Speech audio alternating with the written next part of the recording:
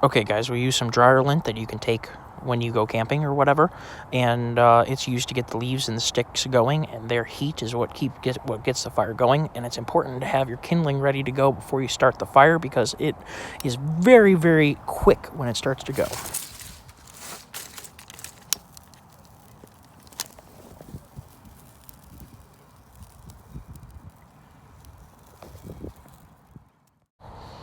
Guys, at this point I was trying to keep it going. I definitely had to take a couple whacks at it by adding some more leaves and stuff. Building a fire is not something that always happens the first time around, and it sometimes takes a little bit of persistence, but I got it to go. Alright, Great Lakes Power Stroke, we got this going with just the leaves of my yard, some down sticks, and some dryer lint, which you could easily bring along with you on a trip. And a ton. Jeez. Get back here. Find you, little jerk. And a ton of blowing. The trick to starting fires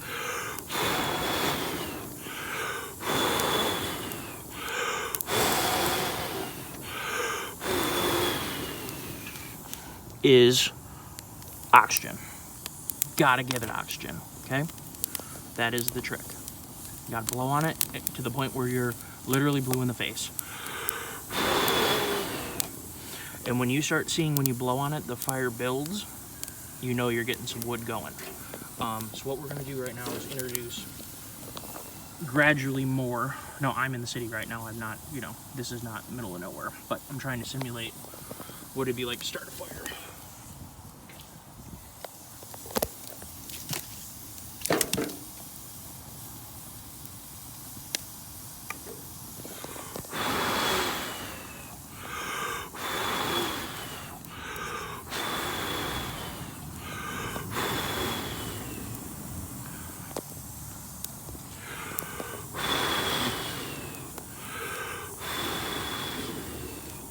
You can hear it like make inferno noises. That's good. You want to gradually build it because you don't want to stifle the fire for oxygen. And you want to add sticks that are going to be likely to burn. Now this one's got a little bit of mold on it, so but it'll cook off. You start small. See the twigs down there that started it, and I put leaves all around the bigger. So basically, there's like an inferno that comes up underneath it, and basically from this point on, if you're not stupid and you add wood to the fire, it's going to keep growing. So, I mean, that's how I start fires. I've never started a fire before rubbing sticks together. Something I'd like to try and learn how to do. But this method has always worked for me. I'll put some pictures in. But the biggest thing is you need to be prepared, because it's going to grow quick, and when it's ready to go, it's going to be ready to go. You got to have wood ready to get the fire to grow, or else you're going to be in trouble because it's going to go out before you can put more on it. So you got to plan ahead and have plenty of wood, kindling, and small sticks, and then getting into the bigger stuff ready to go to put in the fire, because it's going to grow quickly, and you got to be ready to fill it with fuel.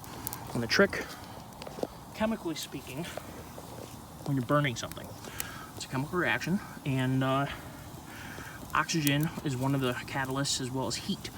And what you're trying to do is get as much heat on things as possible. So you want to, it's actually giving off a bit of heat now. That's great. You'll really know when it's going. And you also want to try to not knock the fire down, because you want it to keep growing. So as you're building it, try not to make it fall apart. Ooh. Ooh. You gotta keep your eyes out of the smoke too.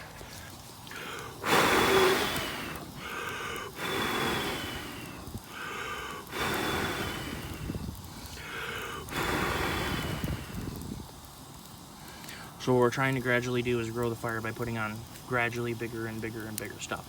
And I have some logs in here on purpose to start warming them up. Like I said, heat is your best friend. You want to get that wood hot, so that way it's going to be easier to light. Like paper lights at a certain temperature. It's 476, whatever the heck it is.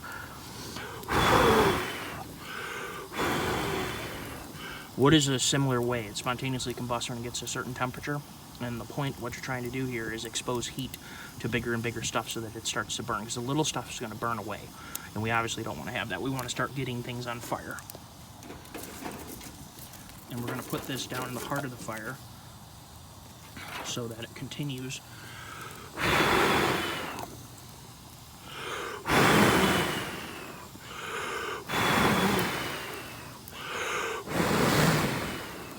See there where it tried to go out on me? You got to be ready to blow on it. Okay? And you got to keep building it. You got to keep the heat close.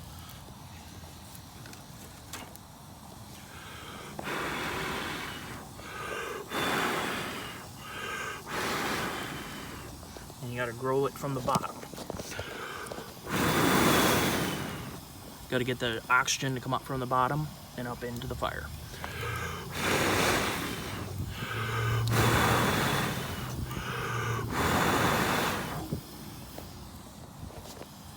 Obviously, you don't want to have heat go to waste, so anytime you can try and transfer heat is what you want to try and do. And we're going to put this one down in there so we get more of it in the fire. I want to try and build as much heat as possible. But you got to leave room for air. See those air gaps in there? The key to a fire is air. Got to give it oxygen, both blowing on it and exposing it to oxygen. If you dumped a whole bunch of leaves in here right now, it might go out because there's just simply not enough oxygen. It's like putting a match in a puddle of gasoline. Maybe it might go, it probably won't.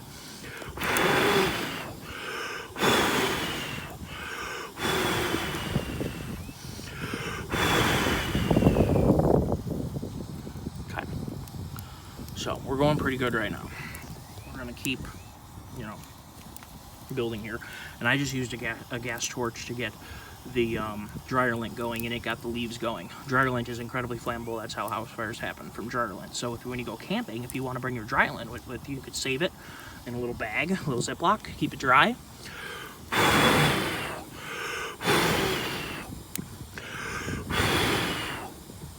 And yeah, save dryer lint. It'll come in handy when you go camping or when you're out overlanding or whatever you want to call it. But yeah, so I'm gonna keep this going. Plan tonight is cook steaks on the fire, so we'll have that too because I love cooking steaks. So yeah, we're getting the fire gonna burn down now. It's probably gonna take 45-50 minutes to get this big enough to where then it can start cooking down. It's probably gonna take an hour and a half before I can start cooking anything. We got to get the fire to build, so I'll keep making videos as new thoughts come around. But yeah, key is blowing on it. You got to blow on the fire. Even if you had a fire starter, like something that would help you start the fire, you got to introduce oxygen.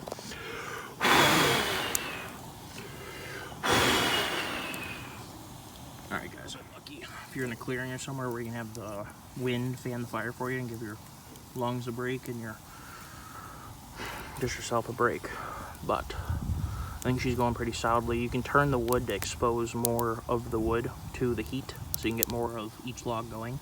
Because obviously these aren't, they're deadfall, so, and they've been cut up, so they're not exactly perfect to start a fire with. But if you introduce enough heat to just about anything, it'll burn. So any sticks you find, if you're not going to use them, you can throw in there. Any extra heat you have is a plus. Yeah. So yeah, basically the heart of the fire is obviously down there, so where it's going to grow is going to start down there. So I stacked up these logs underneath the fire, and generally what I found is you can start the logs as you go down, because the heat also goes, heat rises, but it also goes down from just radiant heat. So this cross log right here lit with the stuff on top of it, and it's a bigger log. So that's a plus, and this one looks like it's going right there without burning myself. See that? That one right there? It looks like it's going. So we're gonna slowly grow the fire, and right now you don't really need to fan it. It's clearly cooking on its own, or blow on the fire, fanning the fire. It's just another way of saying it. But right now you would just watch your child grow. It'll get there. It just takes a little bit of time. A lot of people who are lazy use. Ooh, right in the old eyes. A lot of people who are more lazy use gasoline or something like that, but no need. So yeah, we're starting to get that log going. Those smaller ones have gotten the bigger ones going, and those smaller ones are starting to peter out. There's a couple down here I think I'm going to get back in the fire with poker. There's a lot of radiant heat. There's enough radiant heat you can burn yourself already with this little fire. So yeah, now it's just a waiting game as it grows. It gets hotter. The coals down there get hotter, and it's going to start lighting more stuff on fire. So that's the thing you can do too. It's actually a lot of heat coming off this fire already, which is awesome. This one I put in there just a minute ago.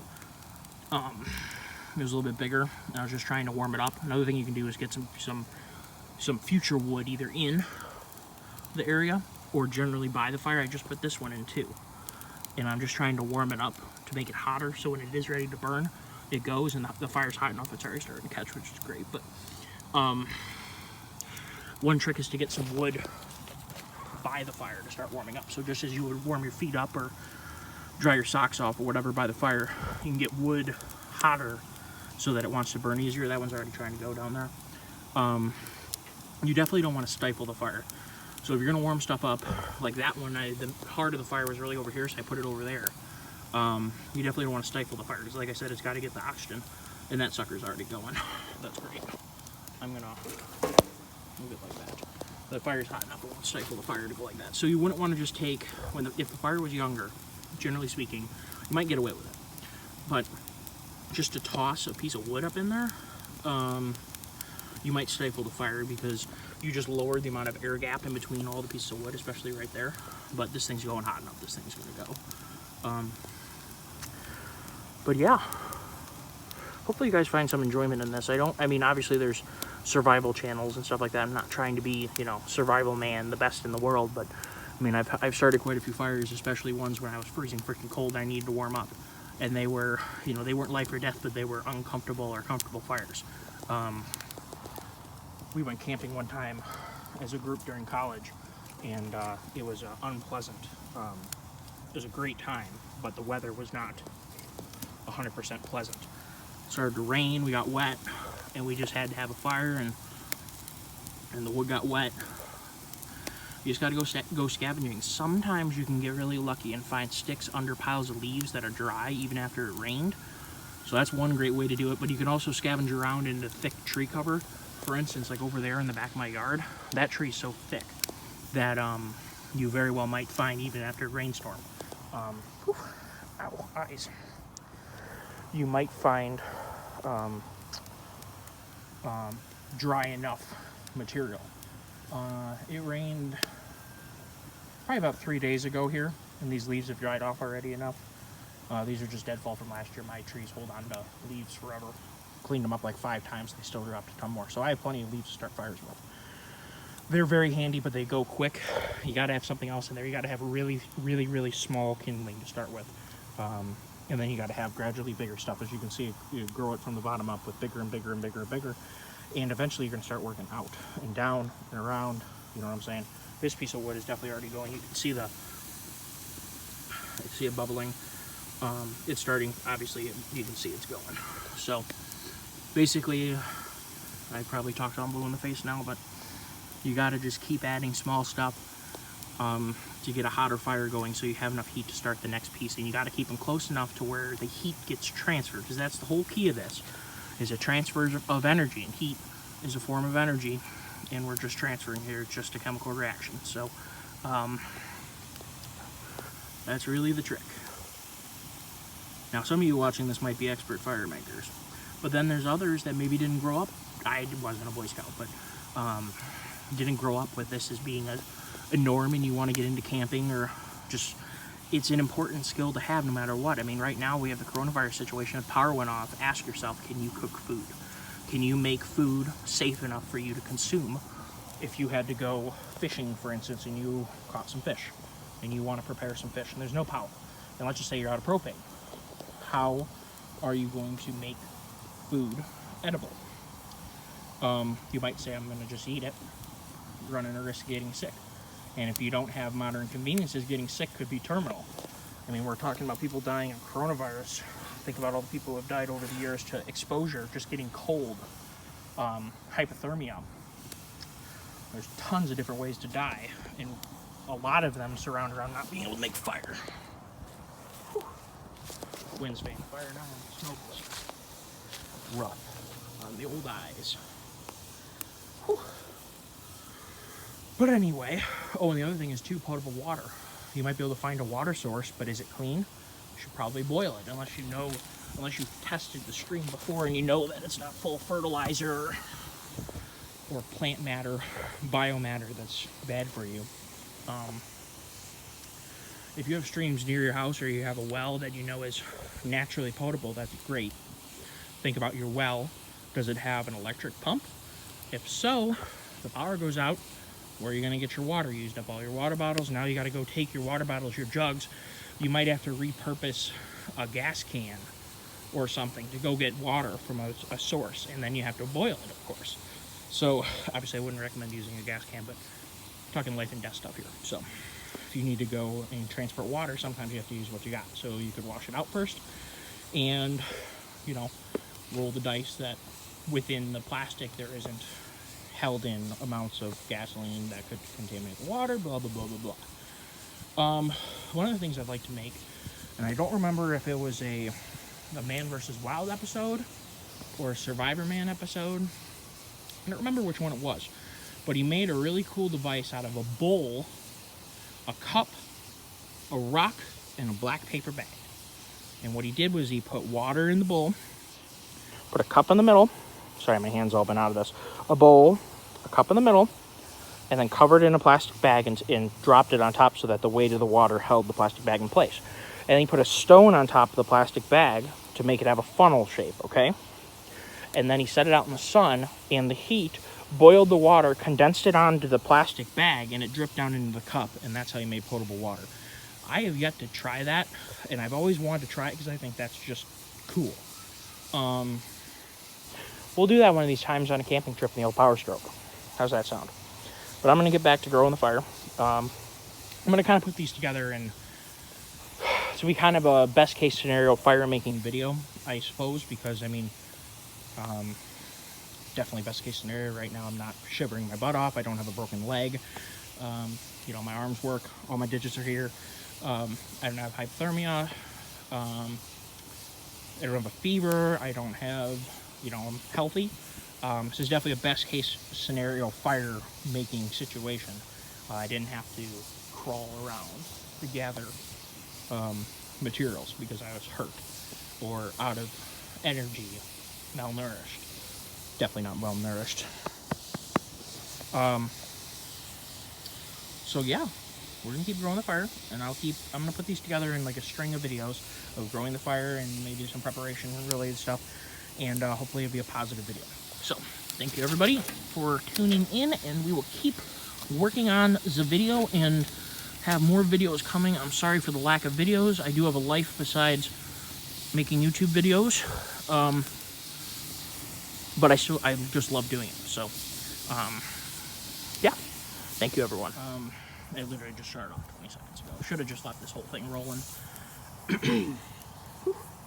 Sitting downwind. Note to self, don't sit downwind. So I put that one on top again to warm it up, and it's probably already going to go. And my plan is, I think what I'm going to take that one is, I can get that one going pretty solidly, and then move it over a little bit to start catching the rest of the fire on fire, because it's a bigger piece of wood. So once that thing gets going solid, I'm going to move the top one over onto the rest of the structure.